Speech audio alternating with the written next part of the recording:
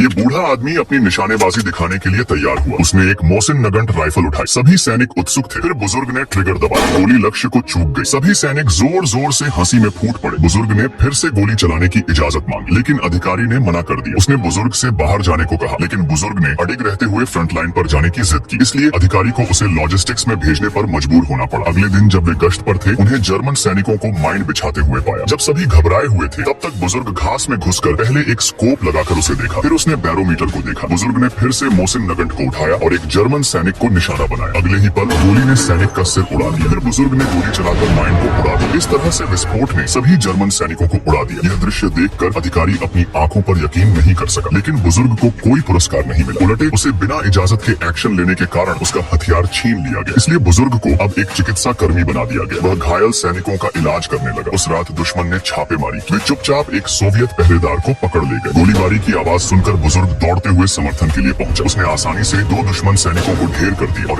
एक को पकड़ लिया। आखिरकार अधिकारी ने इस बुजुर्ग सैनिक को फिर से इस्तेमाल करने का फैसला किया। बार बार की नाकामियों के बाद जर्मन सेना ने इस बुजुर्ग सैनिक का बदला लेने के लिए एक बेजोड़ स्नाइपर भेजा। जल्द ही स्नाइपर ने बुजुर्ग को निशाना बना लिया। जैसे ही वह ट्रिगर दबाने वाला था, एक भूखा भेड़िया अचानक सामने आया। तो स्नाइपर ने जानवर की तरह गरजते हुए आवाज की। भेड़िया डर से भाग गया, लेकिन जब उसने अपनी मौजेर 99 की राइफल फिर से उठाई तो उसे निशाना गायब मिला। तभी एक जर्मन सैनिक ने चमकता हुआ आईना निकाला। उसने बुजुर्ग का ध्यान आकर्षित करने के लिए कोशिश की, लेकिन बुजुर्ग ने चाल समझ ली। उसने सैनिक को गोली चलाने का आदेश दिया। जर्मन सैनिक ने जाल में फंसकर गोली चलाई। बुजुर्ग ने निशाना पाया और एक गोली में उस सैनिक का सिर उड़ा दिया। जर्मन स्नाइपर हक्का बक्का हो गया। वह तुरंत भाग खड़ा हुआ। जर्मन अधिकारी गुस्से से भर गया। उसने अपनी सेना को कड़ी कार्रवाई करने का आदेश दिया। सोवियत अधिकारी घबराए हुए थे, क्योंकि अब उन्हें घेर लिया गया था। सोवियत सैनिक भागने लगे। इसी नाजुक पल में बुजुर्ग ने एक ध्वनि हथियार बनाया। एक बड़े स्पीकर का उपयोग करते हुए सोवियत सैनिकों ने अपने कान बंद कर सिग्नल फ्लेयर के साथ ध्वनि हथियार सक्रिय किया गया। उस विशाल स्पीकर से तेज आवाज निकलने लगी। 7 हर्ट्ज की आवृत्ति ने तुरंत जर्मन सैनिकों को